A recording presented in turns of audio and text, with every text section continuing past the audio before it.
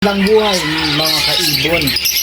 For today's video, samahan niyo ako gumawa ng panibagong breeder cage. Magkakasa tayo ng tatlong pares para madagdagan na naman natin yung mga parakits natin, mga collection. May mga bagong mutation tayo na ipapasok dito sa aking ibunan. Samahan niyo akong gumawa ng breeder cage. Panoorin nyo pagkatapos ng intro ito.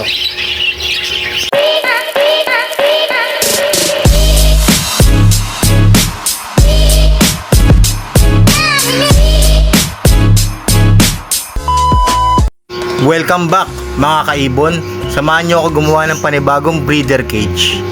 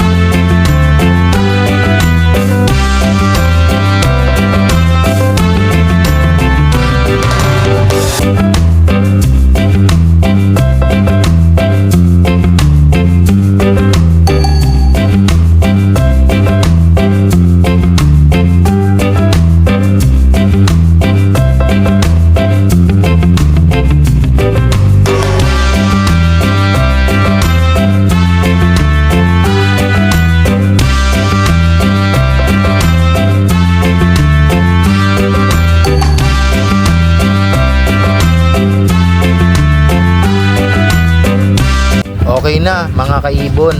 Na-set up na natin yung ginawa nating breeder cage para sa dalawang pares na parakeets na isasalang ko. Tara, samahan nyo ako, ikabit na natin.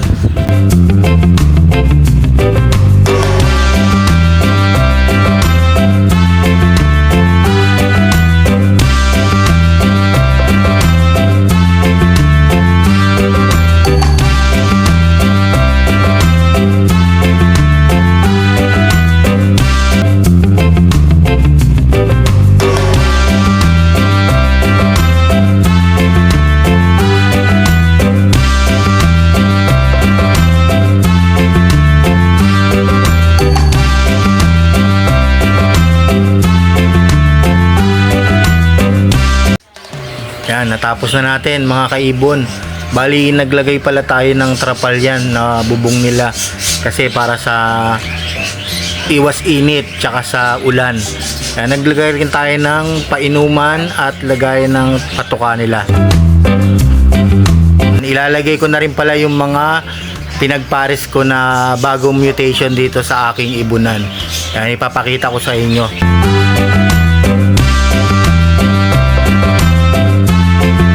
Ito na pala mga kaibon, yung sinalang natin na mutation na paparemay natin dito sa ibunan ko. Ito yung Crimino at Albino. Yan, yung para madagdagan yung mga bagong mutation natin dito sa ibunan ko.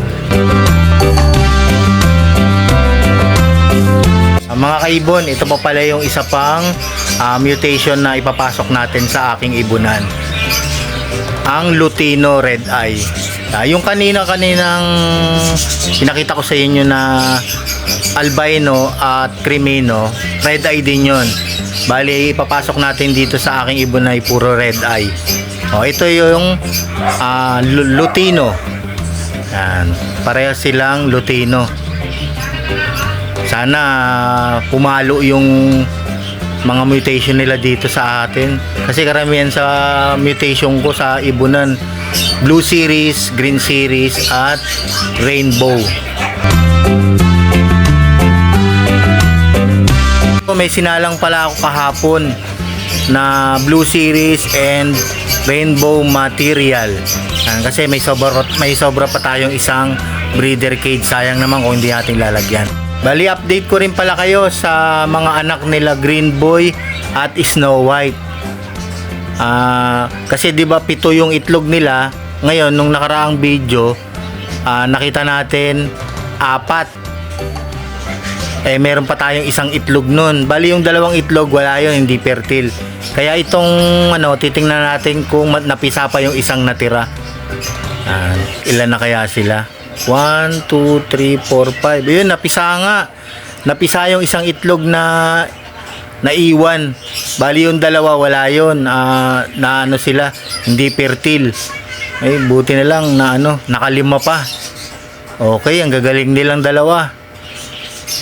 Ano kaya ang kalabasan ng kulay niyan? Malalaman natin. I-update ko kayo kung ano yung mutation yung paglaki nila, kung ano yun sila, kung may red eye ba o ano, kasi ngayon hindi pa natin makikita sige guys, balikan ko na lang kayo. Meron pa pala akong isang ipapakita sa inyo. Nakapagpapisa na rin yung Marinduque finisher ko. Bali hindi na natin sila isinama sa summer, hanggang Marinduque lang. Ito yun, nakapagpapisa na silang 2. Bali itong 2 naka-training yan.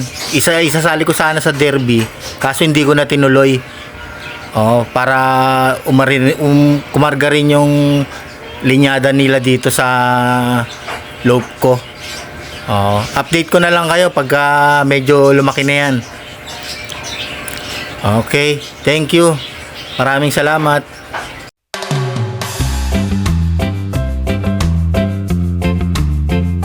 Yun lang muna mga kaibon. Don't forget to like, share, and subscribe, and click the notification bell down below. para lagi kayong updated sa mga bagong video natin. So, thank you. Thanks for watching.